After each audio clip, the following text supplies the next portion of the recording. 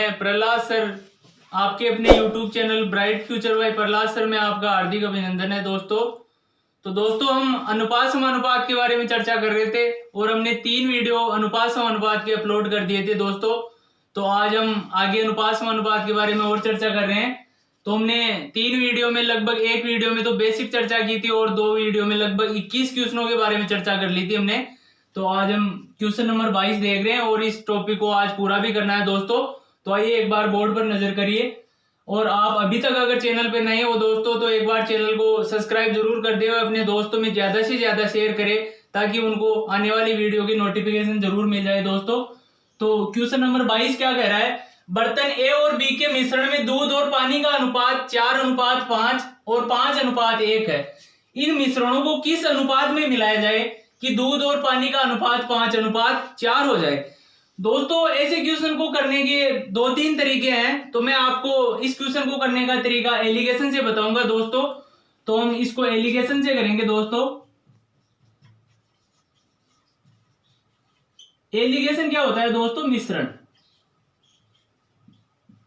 अब देखिए दोस्तों क्या कह रहा है, 2 बर्तन है जिनमें दूध और पानी का अनुपात कितना है। एक बर्तन में तो है 4:5 और दूसरे बर्तन में कितना है 5:1।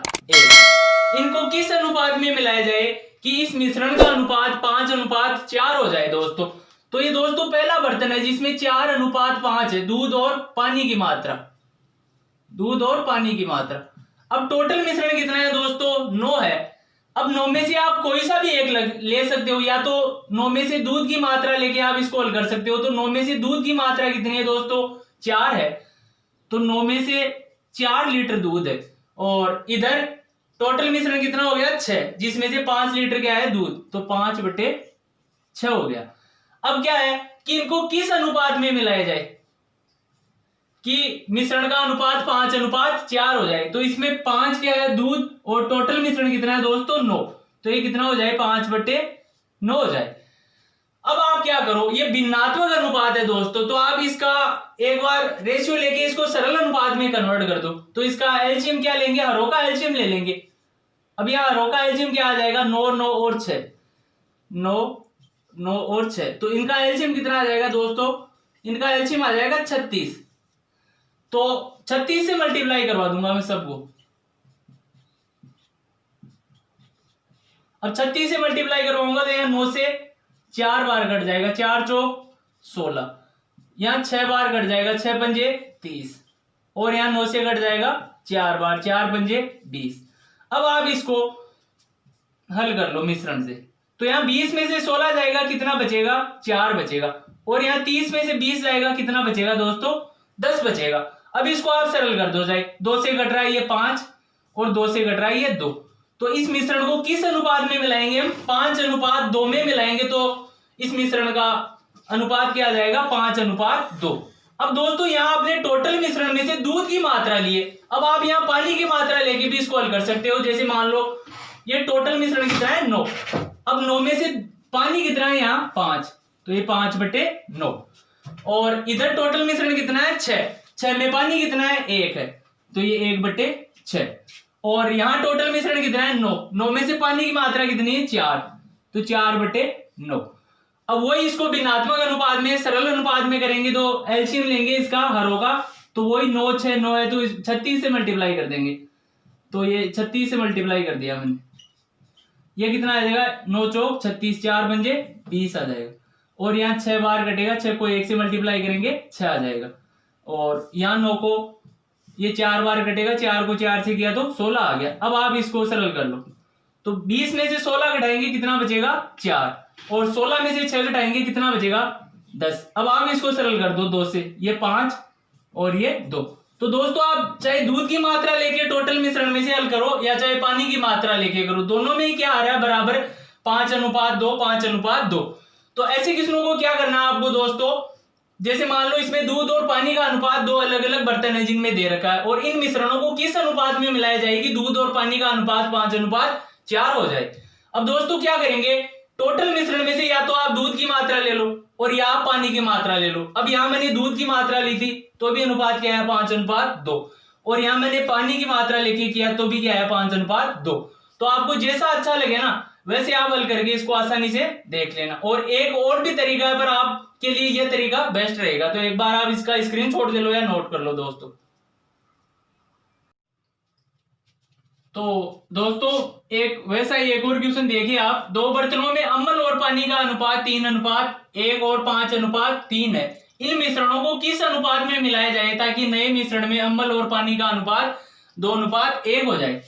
दोस्तों हमने पिछले क्वेश्चन में चर्चा की थी कि आप इनमें से टोटल मिश्रण में से या तो अम्ल का अनुपात ले लो या पानी का अनुपात ले लो, दोनों में से कोई सा एक लेके आप हल कर लो। तो यहाँ अनुपात कितना देख रहा है, पहले में 3:1 और दूसरे पात्र में कितना है 5:3। किसका अनुपात है ये, अम्ल और पानी का।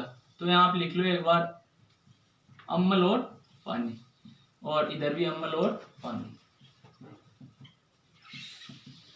अब यहाँ टोटल मिश्रण कितना है दोस्तों 4 है, तो 4 में से आप चाहे अम्ल का ले लो या पानी का ले लो, मैं अम्ल का ले रहा हूं। यहाँ देखिए तो 4 में से कितना अम्ल कितना है 3 है, और यहाँ कितना आ जाएगा फिर टोटल मिश्रण कितना है 8, 8 में से अम्ल कितना है 5। तो किस अनुपात में मिलाया जाए ताकि नए मिश्रण में अम्ल और पानी का अनुपात 2:1 हो जाए। अब 2:1 तो यहाँ टोटल मिश्रण कितना है 3, 3 में से अम्ल कितना है दोस्तों 2 है। अब आप ये भिन्नात्मक अनुपात है तो इसके हरों का आप एलसीएम ले लो, तो हर क्या है 4, 8 और 3। अब इसका एलसीएम ले लो आप, 2 से डिवाइड करो, ये 2, 4 और ये 3, फिर 2 से कर दो 1, 2 और ये 3। अब 2 दूनी 4, 4 दूनी 8, 8 या 24, इसका 24 एलसीएम आ गया दोस्तों। अब आप प्रत्येक संख्या को 24 से मल्टीप्लाई करवा दो, तो मैं 24 से मल्टीप्लाई करवा दिया मैंने यहाँ। अब 4 से घटेगा ये 6 को 3 से मल्टीप्लाई करेंगे कितना आ जाएगा दोस्तों 18। यहाँ 8 से 3 बार, 3 को 5 से मल्टीप्लाई करेंगे कितना आ जाएगा 15, और यहाँ 3 से घटेगा 8 बार, और 8 को 2 से मल्टीप्लाई किया कितना आ गया 16। अब आप इसको सरल कर दो, 18 में से 16 गए कितना बचा दोस्तों 2, और 16 में से 15 गए कितना बचा 1। तो इसका सरल अनुपात कितना आ गया 1:2। तो इसको 1:2 में मिलाएंगे ना तो इस मिश्रण का अनुपात कितना आ जाएगा 2:1 आ जाएगा। अब दोस्तों मैंने यहाँ अम्ल और पानी में से अम्ल की मात्रा ली है, आप यहाँ पानी की लेके भी कर सकते हो। टोटल मिश्रण कितना है 4, 4 में से पानी कितना है 1, और इधर क्या है टोटल मिश्रण 8, 8 में से पानी कितना है 3, और इधर टोटल कितना है 3, 3 में से पानी कितना है 1। तो इसको आप ऐसे भी करोगे ना, वही इसका एलसीएम कितना आएगा 24 आएगा दोस्तों। तो आप 24 से मल्टीप्लाई करवा दो प्रत्येक को, ये 4 से घटेगा 6, 6 एकम 6, और 8 से घटेगा 3, 3 को 3 से मल्टीप्लाई करेंगे कितना आ जाएगा 9, और 3 से यहाँ 24 में करेंगे तो ये 8 बार जाएगा, 8 को 1 से मल्टीप्लाई करेंगे तो 8। अब आप इसको घटा दो, 8 में से 6 गया तो कितना बचा 2, और यहाँ 9 में से 8 जाएगा तो कितना बचेगा 1, तो वही क्या आ जाएगा 1:2। तो आप दोस्तों टोटल मिश्रण में से या तो अम्ल का अनुपात ले लो या पानी का ले लो, कैसे भी कर लो आप, अनुपात क्या आएगा दोनों का समान ही आएगा। तो एक बार अच्छा क्वेश्चन आप इसे भी नोट कर लो, फिर क्वेश्चन नंबर 24 के बारे में चर्चा करते हैं। तो दोस्तों क्वेश्चन नंबर 24 देखिएगा एक बार, एक थैले में 5 रुपए, 2 रुपए और 1 रुपए के सिक्कों के रूप में 820 रुपए है। यदि थैले में सिक्कों की संख्या का अनुपात 4:6:9 है तो थैले में 2 रुपए की सिक्कों की संख्या क्या होगी। तो दोस्तों ऐसे क्वेश्चनों को मैं अच्छा कंसेप्ट बताऊंगा, एक बार ध्यान से बोर्ड पे ध्यान दो, अच्छे से समझने की कोशिश करो। एक थैले में 5 रुपए, ये 5 रुपए, 2 रुपए और 1 रुपए के सिक्कों की संख्या का अनुपात कितना दे रखा है दोस्तों, यहां लिख देता हूं मैं एक बार, सिक्कों का अनुपात कितना दे रखा है 4:6:9, और टोटल क्या दे रखा है सिक्कों के रूप में 820 रुपए है। दे क्या रखा है हमें टोटल रुपए दे रखे हैं, टोटल रुपीज कितने हैं दोस्तों 820, सही। अब क्या करना है दोस्तों, आप एक बार इधर ध्यान दो, इसमें क्या दे रखा है सिक्कों का अनुपात दे रखा है, और यहाँ क्या दे रखी है टोटल राशि दे रखी है। तो दोस्तों आप क्या करो, सबसे पहले इस सिक्कों के अनुपात को आप राशि में कन्वर्ट करो दोस्तों। दोनों को आप समान करो। अगर यहाँ आपको राशि का अनुपात दे रखा होता और यहाँ राशि दे रखी है तो आपको कोई चेंज करना नहीं होता, बट यहाँ क्या है, सिक्कों का अनुपात है और यहाँ टोटल राशि है, तो इस सिक्कों के अनुपात को आप राशि में कन्वर्ट करो, मतलब दोनों चीजें समान रहनी चाहिए, कहने का मतलब यह है।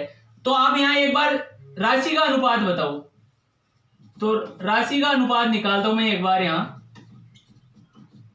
अब क्या है दोस्तों, 5 रुपए के 4 सिक्के हैं दोस्तों, तो उससे रुपए कितने बनेंगे, अगर 5-5 रुपए के 4 सिक्के हैं तो रुपए कितने हो जाएंगे दोस्तों, 20 रुपए हो जाएंगे।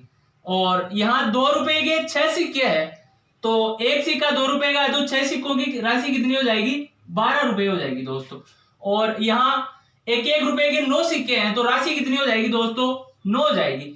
अब टोटल राशि कितनी होगी ये देख लो आप, 20 + 12 + 9 तो कितना हो जाएगा, 20 और 12 32 और 9 कितना हो गया दोस्तों, 41 हो गया टोटल।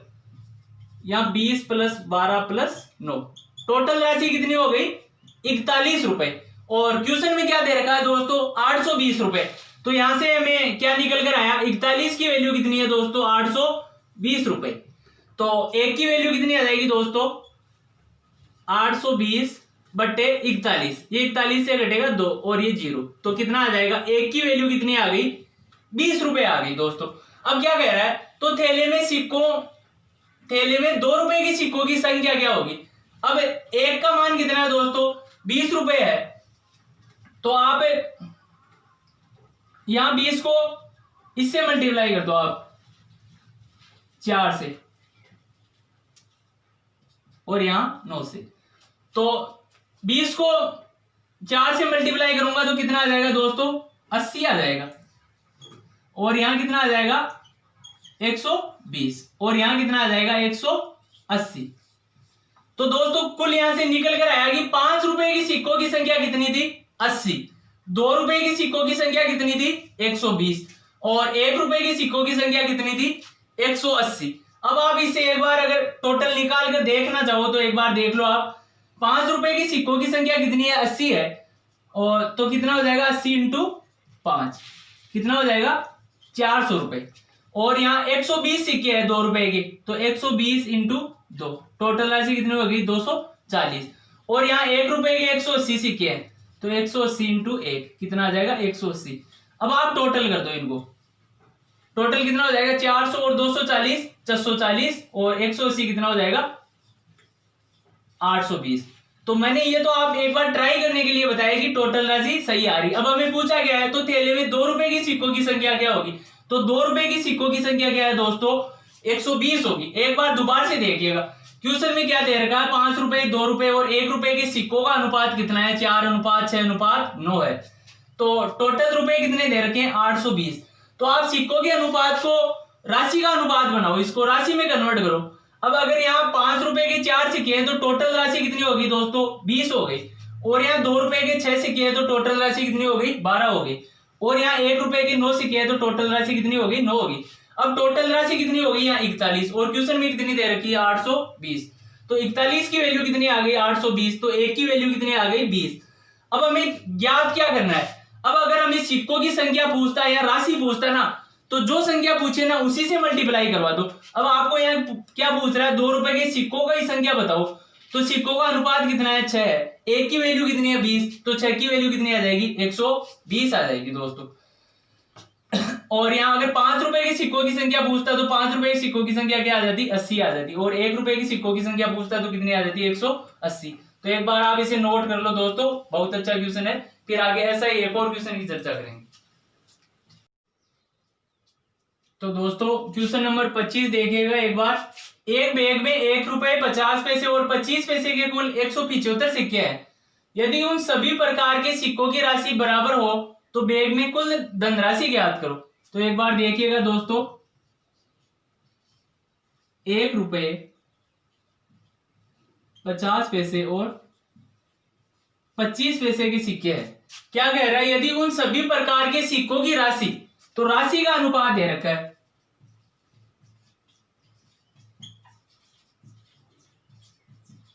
राशि का अनुपात क्या है, बराबर है, तो बराबर मतलब 1:1:1 है। और क्या दे रखा है, कुल सिक्के कितने हैं, 175।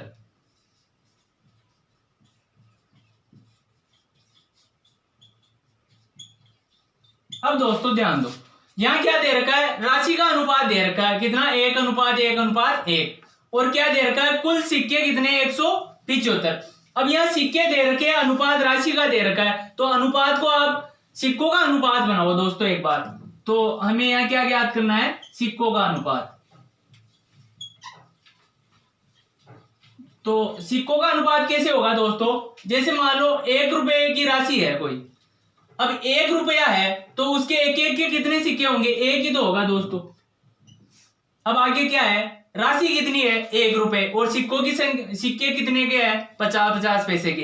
तो 50-50 पैसे के कितने सिक्के होंगे तब राशि 1 रुपए बनेगी, 2 सिक्के होंगे तब 1 रुपए होगा ना। और आगे क्या है, राशि का मान कितना है, 1 रुपया, और सिक्के कितने हैं, 25-25 पैसे के। तो कितने सिक्के होंगे तब राशि 1 रुपए बनेगी, तो 25-25 पैसे के 4 सिक्के होंगे तब राशि क्या बन जाएगी, 1 रुपया बन जाएगी। तो ये क्या आ गया दोस्तों, यहाँ सिक्कों का अनुपात आ गया।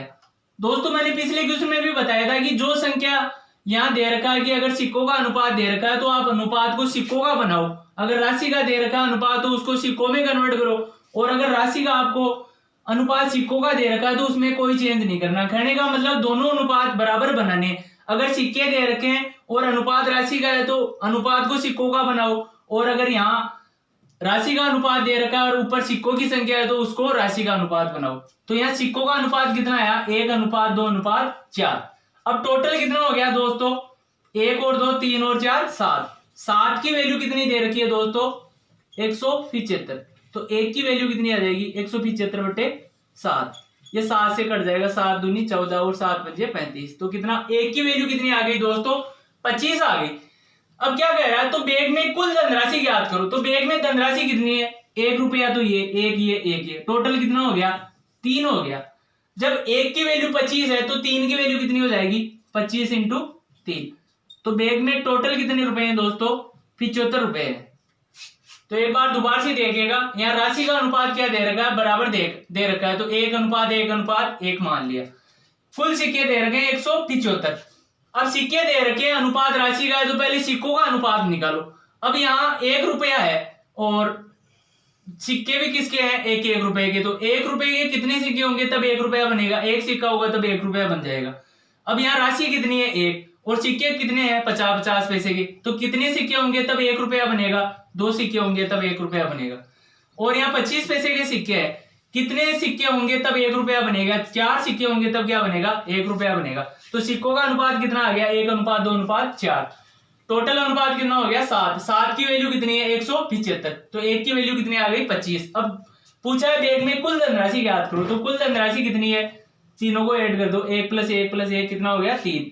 तो 25 × 3 कितना आ गया, 75 रुपए। तो बैग में कुल धनराशि कितनी है, 75 रुपए। तो एक बार आप नोट कर लीजिए। तो दोस्तों क्वेश्चन नंबर 26 देखिएगा एक बार। ए, बी और सी की आय का अनुपात कितना दे रखा है दोस्तों, 1:3:4 है। यदि उनकी आय क्रमशः 5%, 10% और 15% बढ़ा दी जाए तो बढ़ी हुई आय का अनुपात ज्ञात करो दोस्तों। तो दोस्तों हम देखते हैं एक बार, ए, बी और सी 3 व्यक्ति दे रखे हैं, इनकी आय का अनुपात कितना है, 1:3:4। अब दोस्तों मैंने आय और ये अनुपात समानुपात का वीडियो स्टार्ट किया था, तो मैंने बताया था कि कोई भी राशि है, अनुपात है, अगर उसको हम समान संख्या से मल्टीप्लाई या डिवीजन करेंगे तो उसके अनुपात में दोस्तों कोई फर्क नहीं पड़ेगा। तो हम एक बार इसको सभी को 100 से मल्टीप्लाई करवा देते हैं दोस्तों, ताकि इनको 5%, 10% और 15% बढ़ाए ना 100 पे, तो हम उसको कोई दिक्कत ना आए एक बार कटने में। तो एक बार हम 100 से मल्टीप्लाई करवा देंगे तो ये कितना हो जाएगा, 100, 300 और 400। वापिस 2 जीरो कट जाएगी तो अनुपात वही रहेगा, 1:3:4। अब क्या कह रहा है, पहले को 5% बढ़ा दिया। अब दोस्तों 100 का 5% कैसे निकालेंगे, जैसे एक बार मैं बता देता हूं, वैसे छोटी सी बात है पर बता देता हूं। 100 का मतलब मल्टीप्लाई, और ये 5%। अब 100 का 5% क्या आ जाएगा, प्रतिशत को उठाएंगे तो नीचे 100 से डिवाइड कर देंगे, तो ये 100 से 100 कट जाएगा। 100 का 5% कितना आया, 5। तो ये 5 बढ़ा दिया तो ये कितना हो जाएगा, 105। अब यहाँ 300 का 10%, तो आप डायरेक्ट चाहे वैसे ही कर लो, 10% बढ़ाना है तो कितना कर लो आप, 110 कर लो, 110%। अब प्रतिशत को उठाएंगे तो नीचे 100 से डिवाइड कर देंगे, तो 2 जीरो से 2, और 110 को 3 से मल्टीप्लाई करवाएंगे तो कितना आ जाएगा 330। और यहाँ 400 का 15% बढ़ाना है, तो आप यहाँ 400 का मतलब मल्टीप्लाई और 15%, तो 115% निकालो इसका, तो ये 115%। अब प्रतिशत को उठाएंगे तो नीचे 100 से डिवाइड कर देंगे, तो ये 2 जीरो से 2 जीरो, और 115 को 4 से मल्टीप्लाई करवाएंगे तो कितना आ जाएगा दोस्तों 460 आ जाएगा। अब ये आ गया 105, 330 और 460। अब आप इसको सरल कर दो, तो इसको आप सरल करेंगे, हम 5 से कर देंगे, तो 5 से कटेगा 5 दूनी 10 और फिर बचा 5, तो 5 एकम 5, ये तो कितना आ गया 21। अब इसको 5 से करेंगे तो 5 को 6 से करेंगे तो 5 छिक 30, और फिर बचा 3 और 0, तो 5 छिक 30, तो ये कितना आ गया 66। और इसको 5 से काटेंगे तो 5 9 45, और बचा 1 और 0 आ गया, तो 5 दूनी 10, तो कितना आ गया 21, 66 और 92। तो इनका सरल अनुपात कितना आ गया दोस्तों 21:66:92। तो कुछ भी नहीं किया हमने, आय का अनुपात दे रखा है 1:3:4। यदि उनकी आय क्रम से 5%, 10% और 15% बढ़ा दी जाए तो बढ़ी हुई आय का अनुपात ज्ञात करो। तो यहाँ 100 को मान लिया कितनी राशि है 100 रुपए है, इसको 5% बढ़ाया तो कितनी हो गई 105, और यहाँ 300 को कितना बढ़ाया 10%, तो कितना हो गया 330, और 400 को 15% बढ़ाया तो कितना हो गया 460। अब आप इनको 5 से सरल कर दिया तो कितना आ गया 21:66:92। तो आप दोस्तों एक बार इसे नोट कर लो, अच्छा क्वेश्चन है। तो दोस्तों क्वेश्चन नंबर 27 देखिए एक बार, आय व्यय से संबंधित क्वेश्चन है। तो ऐसे क्वेश्चनों का मैंने एक वीडियो अलग से अपलोड कर दिया है दोस्तों, अगर आपको अच्छे से समझना है तो इसका वीडियो डिस्क्रिप्शन में लिंक मिल जाएगा, तो आप वहां भी जाके 4-5 क्वेश्चन करवाए हुए हैं, वहां भी जाके देख सकते हैं, और एक क्वेश्चन में यहाँ भी आपको बता देता हूँ। तो क्या दे रखा है, ए और बी की मासिक आय का अनुपात कितना है 5:6 है, और उनका खर्च 3:4 के अनुपात में है। यदि वे 1800 रुपए और 1600 रुपए की बचत करते हैं तो बी की मासिक आय ज्ञात करो दोस्तों। तो दोस्तों एक बात मैं आपको बता रहा हूं कि टोटल आय दे रखी है। टोटल आय क्या होती है दोस्तों, टोटल आय क्या होती है जब खर्च में बचत ऐड कर देते हैं हम, तो वह क्या बन जाती है टोटल आय बन जाती है। तो दोस्तों में एक बार देखते हैं यहाँ क्या दे रखा है, आय का अनुपात दे रखा है, यहाँ दे रखी है आय, और यहाँ क्या दे रखा है खर्च, और यहाँ दे रखा है बचत। तो आप एक बार देखिएगा, इधर ए और बी दो व्यक्ति है,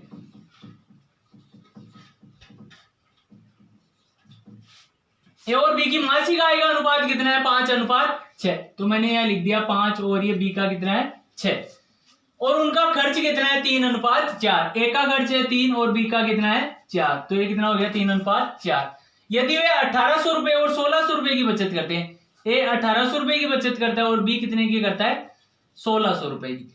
अब दोस्तों आपको करना कुछ नहीं है, अब आप क्या करेंगे यहाँ दोस्तों, आप देखिए यहाँ इनको वज्र गुणा करवा दीजिएगा आप दोनों को। तो 5 को 4 से मल्टीप्लाई करवाया मैंने, कितना आ गया दोस्तों 20 आ गया, और 6 को 3 से मल्टीप्लाई करवाया कितना आ गया 18 आ गया।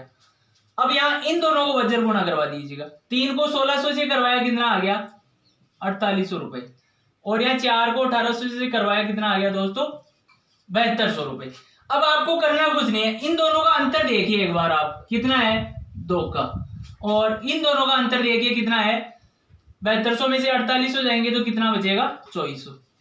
तो यहाँ 2 है और यहाँ कितना है 2400, तो 2 की वैल्यू कितनी आ गई दोस्तों 2400 आ गई। तो 1 की वैल्यू कितनी आ गई दोस्तों 1200 रुपए आ जाएगी। 2 की वैल्यू कितनी है यहाँ 2400, तो 1 की वैल्यू कितनी आ गई 1200 रुपए आ गई। अब आपको क्या करना है, तो बी की मासिक आय याद करो, तो बी की मासिक आय का अनुपात कितना है 6 है, तो 1 का मान जब 1200 है तो 6 की वैल्यू कितनी आ जाएगी, तो आप इस 6 को 1200 से मल्टीप्लाई करवा दीजिएगा, तो 12 6 72, तो बी की आय कितनी आ जाएगी दोस्तों 7200 रुपए बी की आय आ जाएगी। अब अगर यहाँ एक ही आय पूछता तो एक ही आय कितनी होती, 5 को 1200 से मल्टीप्लाई करवा देते तो एक की आय कितनी आ जाती 6000 रुपए आ जाती।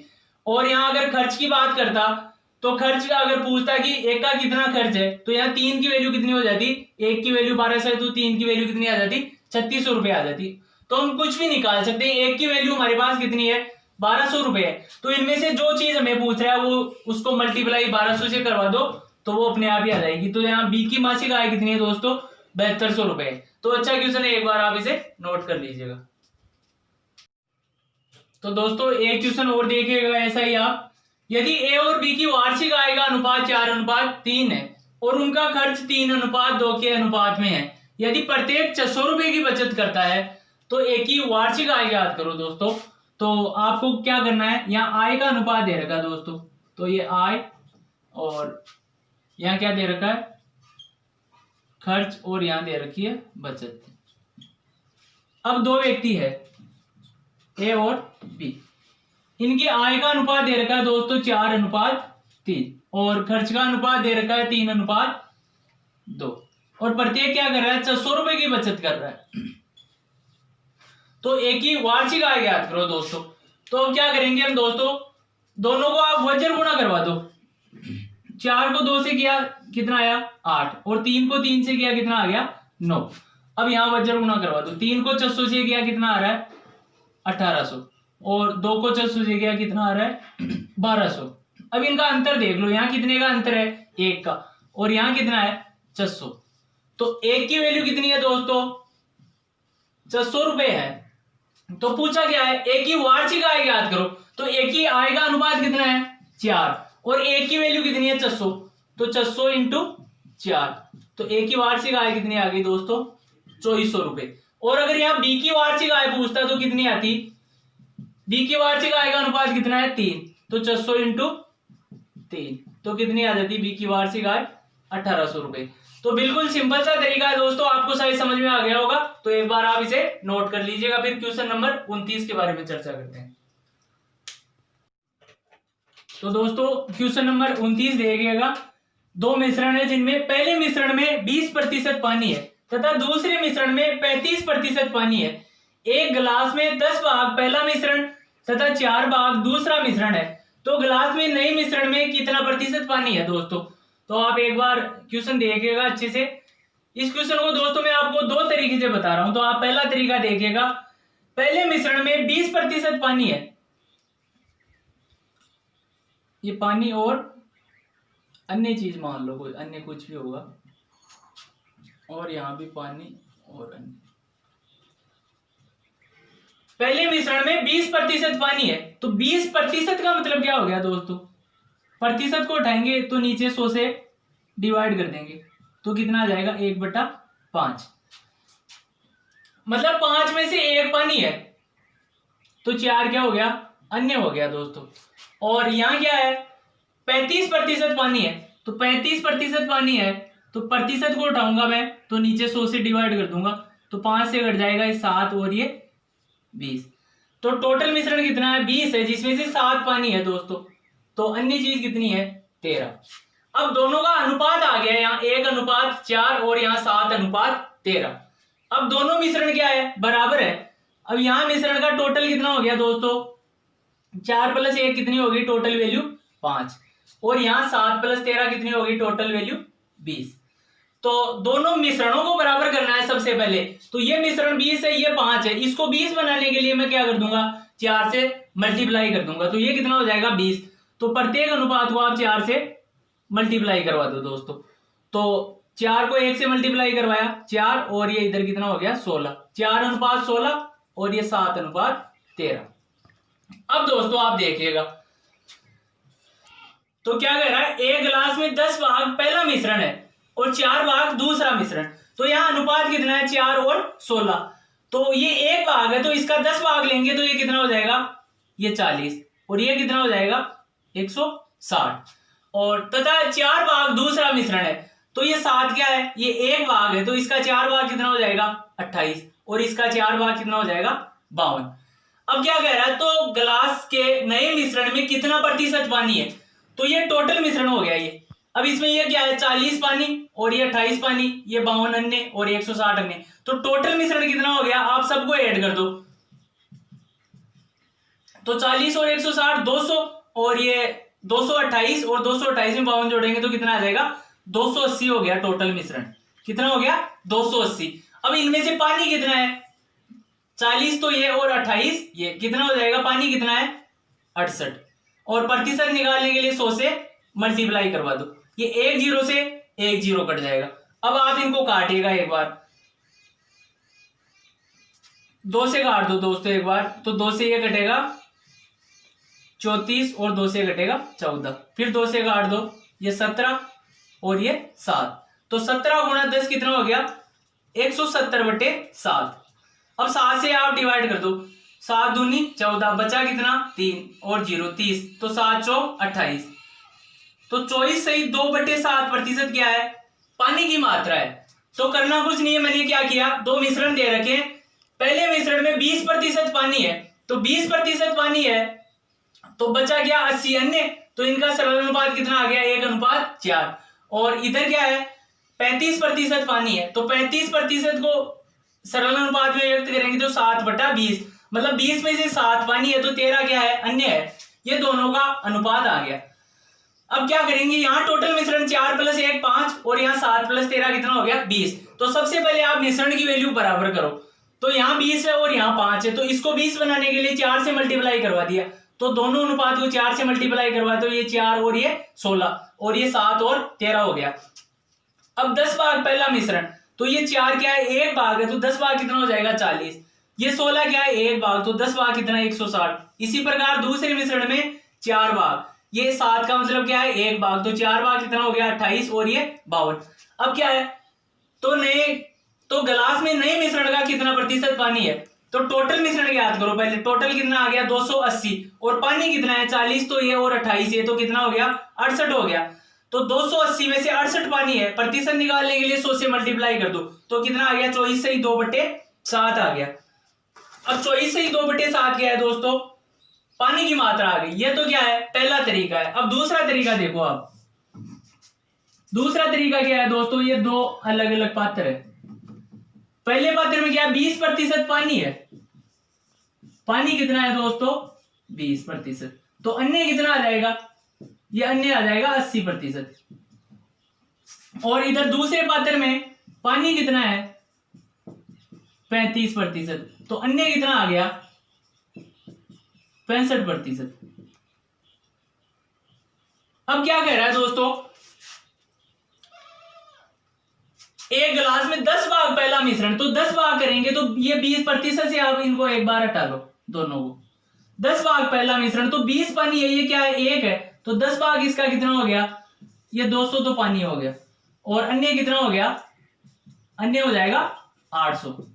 और इधर भी ऐसे ही आप 4 भाग दूसरा मिश्रण है, तो प्रत्येक को 4 से मल्टीप्लाई करवा दो, तो ये पानी कितना हो जाएगा 140 और ये अन्य कितना हो जाएगा 260। अब क्या करेंगे दोस्तों, तो गिलास के नए मिश्रण में कितना प्रतिशत पानी है, तो पहले टोटल मिश्रण क्या हो जाएगा दोस्तों एक बार टोटल कर लो इनका, तो 800 और 200 1000 और ये कितना हो जाएगा 400, तो टोटल मिश्रण कितना हो गया दोस्तों 1400 हो गया। अब क्या है पानी की मात्रा कितनी है, तो यहाँ पानी कितना है 200 और यहाँ कितना है 140, तो टोटल पानी कितना हो गया 340। प्रतिशत निकालने के लिए 100 से मल्टीप्लाई कर दो दोस्तों, तो ये 2 जीरो से 2 जीरो कट जाएगी, 2 से कट जाएगा ये 7 और 2 से कट जाएगा 170, तो कितना आ गया 170/7, जिसका मतलब क्या है 24 सही 2/7% पानी की मात्रा। तो आप दोस्तों दोनों तरीके से कोई सा तरीका भी लगा सकते हो और कैसे भी हल कर सकते हो। तो अच्छा क्वेश्चन है दोस्तों, एक बार आप इसे नोट कर लो या इसका स्क्रीनशॉट ले लो, बहुत अच्छा क्वेश्चन है एग्जाम की दृष्टि से और कई एग्जामों में आया भी हुआ है, तो एक बार आप इसे नोट कर लीजिएगा। तो दोस्तों आज का ये लास्ट क्वेश्चन देखिएगा अनुपात समानुपात का, फिर आज ये टॉपिक हमारा पूरा हो जाएगा। तो ए बी और सी के आय का अनुपात क्रमशः क्या है 3:7:4 है और वे का अनुपात 4:3:5 है। यदि ए अपनी आय 2400 रुपए में से 300 रुपए बचत करता है तो सी की बचत क्या होगी दोस्तों। तो एक बार देखिएगा दोस्तों, 3 व्यक्ति है ए बी और सी, इनकी आय का अनुपात दे रखा है, क्या दे रखा है 3:7:4 और वे का अनुपात क्या दे रखा है 4:3:5। ये किसका अनुपात है, ये वे का अनुपात है। अब क्या दे रखा है ए अपनी आय 2400 रुपए में से, ए की आय कितनी दे रखी है दोस्तों 2400 रुपए दे रखी है, ए की आय कितनी दे रखी है 2400 और अनुपात क्या दे रखा है 3। मतलब यहाँ 3 की वैल्यू कितनी है 2400 रुपए है, तो ए की वैल्यू कितनी आ जाएगी 800 रुपए आ जाएगी। अब एक की वैल्यू 800 आ गई तो हमें सी की बचत याद करनी है, तो सी की आय क्या हो जाएगी 4 को 800 से मल्टीप्लाई करवा देंगे तो सी की आय कितनी हो गई 3200 रुपए इसकी क्या हो गई आय हो गई। अब क्या कह रहा है ए अपनी 2400 रुपए की आय में से 300 रुपए की बचत करता है दोस्तों। तो जब आय में से बचत घटा देंगे तो क्या आ जाएगा खर्चा आ जाएगा।